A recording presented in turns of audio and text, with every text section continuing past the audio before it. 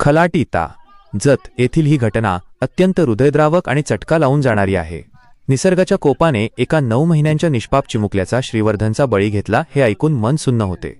एका बाजूला पावसाची प्रतीक्षा असताना अशा प्रकारे वादळी वारे मृत्यू घेऊन येतील अशी कल्पनाही कोणी केली नसेल।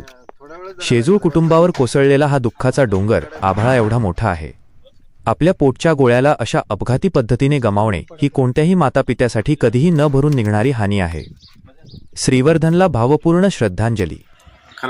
जत तालुक्यातील खराटी येथे काल 4:30च्या दरम्यान वादळी वाऱ्यासह मोठा पाऊस झाला।